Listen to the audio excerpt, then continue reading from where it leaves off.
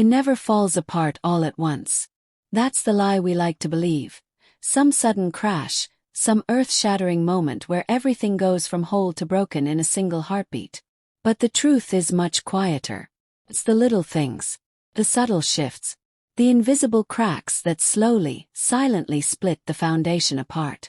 And by the time you finally feel the collapse, the structure's already hollow inside. That night, I waited for Samantha to come home.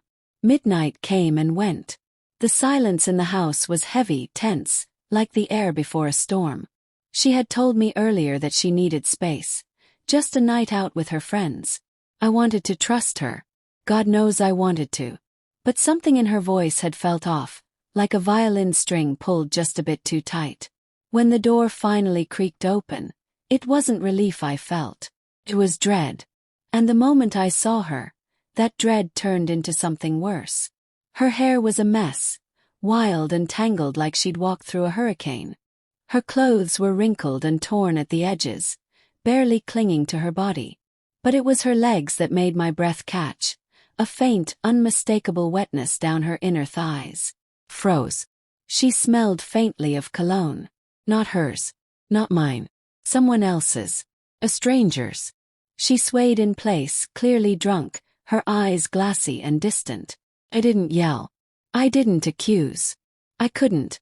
Not when she looked like that. Instead, I helped her to the bathroom, cleaned her up with hands that trembled more than hers did, and guided her to bed. "What happened, Sam?" I asked, keeping my voice as calm as I could manage. But her eyes wouldn't meet mine. And when she finally spoke, it was barely more than a whisper. It didn't mean anything, just once. "I'm sorry." Those words were like a knife, slow, deliberate, and unforgiving. Just once. I wanted to scream. Sorry for what? For cheating. For lying. For letting someone else touch what you promised was mine. But I said nothing. I just tucked her in, swallowed the lump in my throat, and walked out of the room. That night I didn't sleep. I sat in the kitchen with the dim light above the stove casting long shadows on the floor. I replayed her words over and over, each time feeling them cut a little deeper. The smell of the cologne, the stains, the way she couldn't even meet my eyes. The next morning reality caught up with us. Samantha groaned as she woke, clutching her temples like her head might split in two.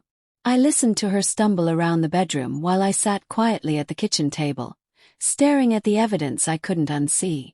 I had taken photos the night before, not out of malice but necessity. I needed to document what my mind was refusing to fully accept. When she walked in, still in the same clothes, her eyes red and puffy, she froze. Her gaze landed on the table, on the pictures, on the undeniable truth laid out before her. "Do you even remember what you did last night?" My voice was low, shaking, not with rage but with something deeper. Disbelief. She looked at me, and in that instant she knew. There was no pretending, no confusion. Just guilt. Crushing, suffocating guilt. She crumpled before me, sobbing, saying the same hollow words on repeat. "I'm sorry. I didn't mean for it to happen. It was a mistake." Mistake. That word felt like gasoline on fire. "You didn't trip and fall into this, Sam," I said, cutting her off. "You walked into that bar. You drank. You let another man touch you. Don't call it a mistake like it was out of your control." She tried to speak. More apologies, more excuses, but I didn't hear any of it. I had already started to disconnect. Her tears, once meaningful, now felt like a performance. Not for me, for herself.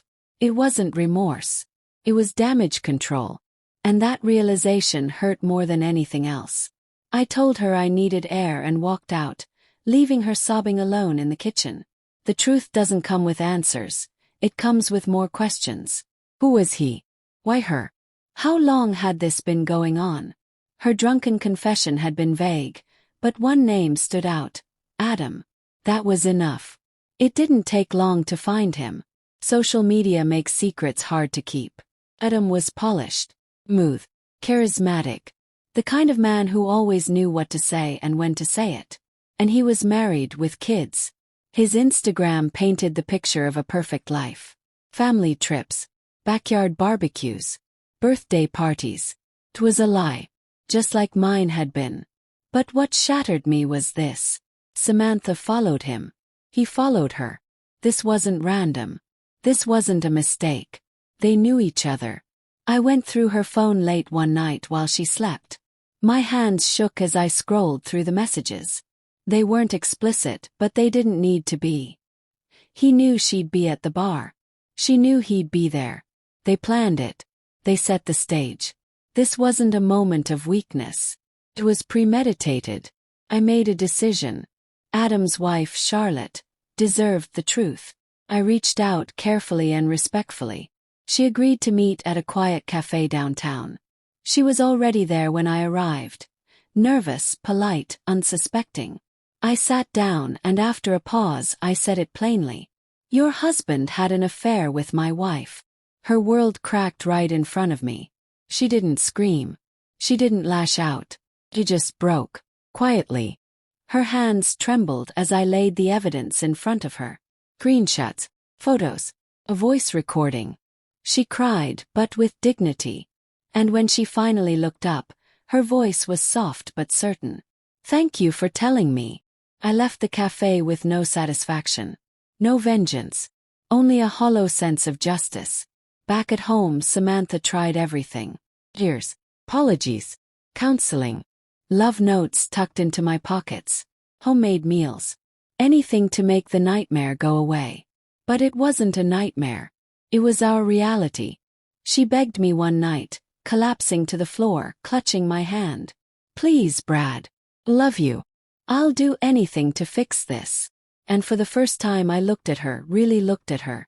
All I saw was the wreckage. I don't think so, I said. My voice didn't rise. It didn't need to. The silence that followed was deafening. And for the first time maybe she understood what she had done. In the days that followed, the house felt like a grave. Not of a person. Of a marriage. I spent those days tying up loose ends. Bank accounts, documents, splitting memories from assets. I thought of the good times. The laughter. The warmth. But it wasn't enough to hold together what she had torn apart in a single selfish act. The morning I handed her the divorce papers, she looked like a ghost of the woman I once loved. Tired, drained, desperate. You made your choice that night, I said, voice steady. This is mine. She fell to her knees, sobbing, begging me not to go. But she had already let go the moment she let someone else in. I gently pulled away, shaking my head. I've tried, Sam, I said. I really have. But I can't see you the same way anymore. I can't see us the same. Then I turned. And I walked away. Her cries followed me down the hall. But I didn't look back. Some things. They just can't be forgiven.